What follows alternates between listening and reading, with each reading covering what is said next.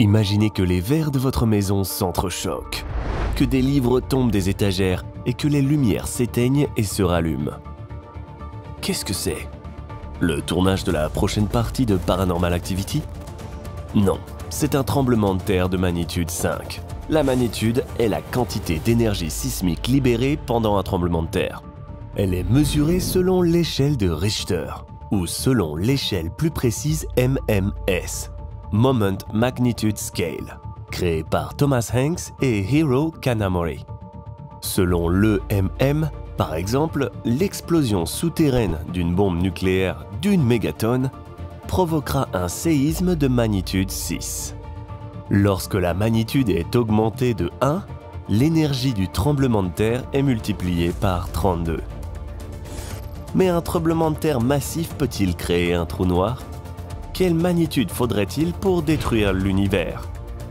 Et si nous prenions 5 villes? New York, Berlin, Moscou, Téhéran et Madrid? Et voyons laquelle d'entre elles pourra survivre à la magnitude maximale et se rendre jusqu'au tremblement de terre qui détruira la Terre.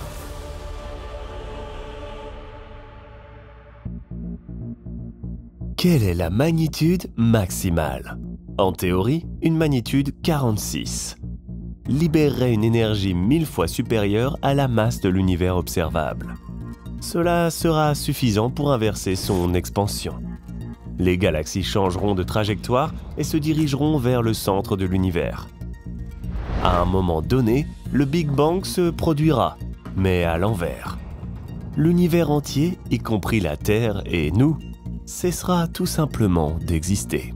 La magnitude 46 transformera l'ensemble de l'univers en un énorme trou noir.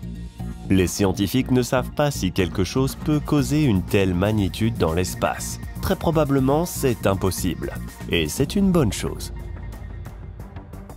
Mais qu'est-ce qui cause les tremblements de terre sur Terre? La croûte terrestre, ou la couche extérieure de notre planète, n'est pas une membrane intégrale. Elle est constituée de plaques lithosphériques, qui ne restent pas statiques.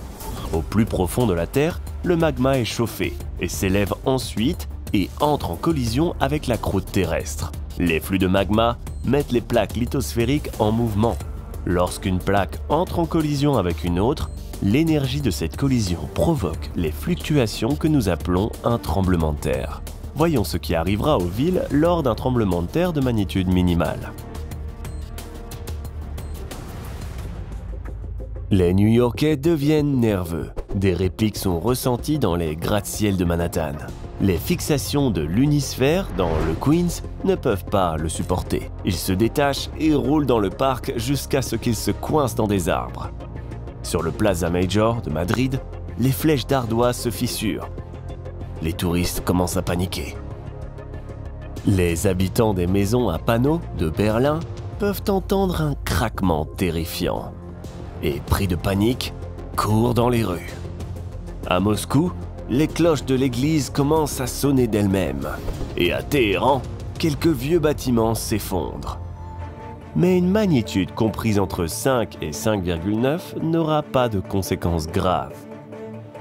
Quelle magnitude faut-il pour détruire une galaxie entière? Si on prend la quantité d'énergie équivalente à la magnitude 36, nous obtiendrons un trou noir supermassif de la même masse que la Voie lactée. S'il rencontre une autre galaxie sur son chemin, celle-ci sera déchirée. Nous verrons alors des étoiles et des planètes se déformer et s'étirer au-dessus de l'horizon des événements d'un trou noir.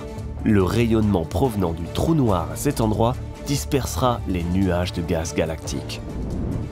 Finalement, la seconde galaxie entière sera consumée sans laisser de traces.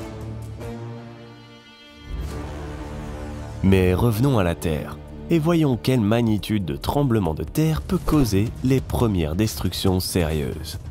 Après un tremblement de terre d'une magnitude comprise entre 6 et 6,9, l'Empire State Building, le Chrysler Building et le Flatiron Building commenceront à s'effondrer à New York. Les 4 tours de la zone d'activité Cuatro Torres de Madrid commencent à se fissurer elles aussi. La cathédrale Saint-François s'effondre sous les yeux des touristes. Le palais de Charlottenburg à Berlin ne survivra pas à ce tremblement de terre. La zone dans laquelle elle se trouve non plus. À Moscou, Cheremusky et d'autres zones résidentielles s'effondrent.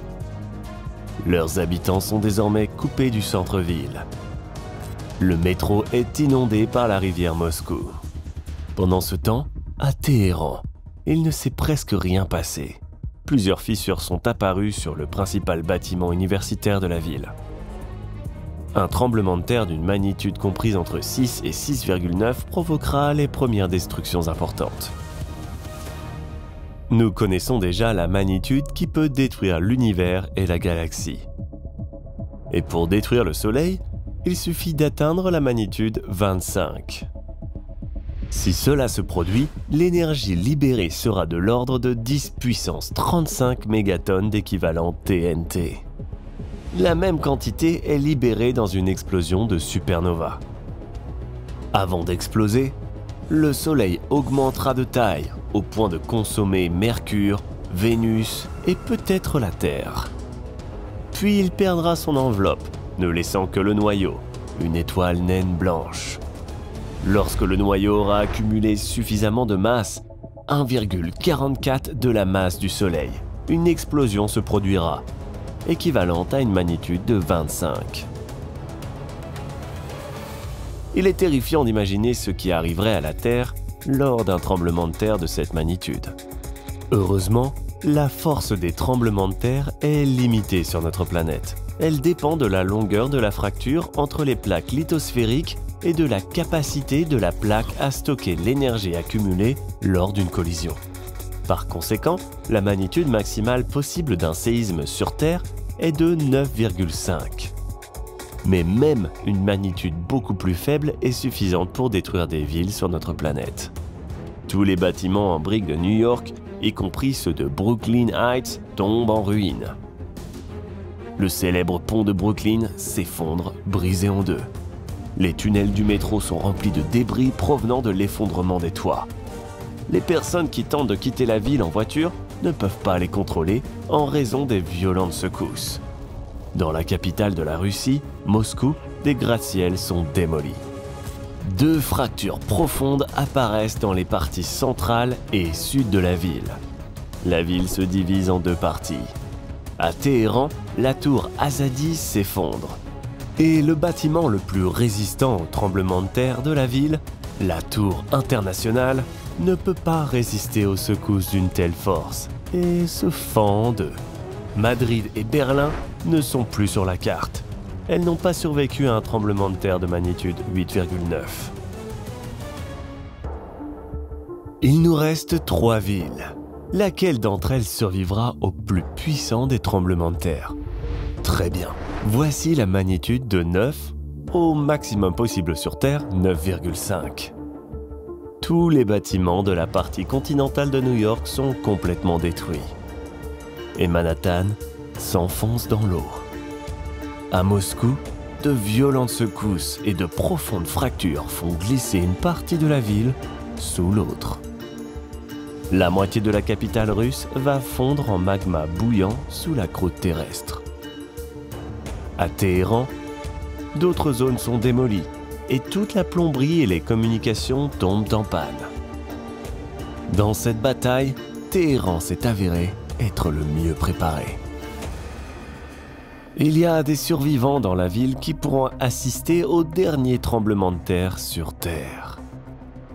Imaginez que vous sortez et que vous voyez des immeubles de grande hauteur s'effondrer en quelques secondes. Des arbres sont arrachés du sol et jetés comme de la salade. Des voitures sont projetées à plusieurs mètres dans les airs.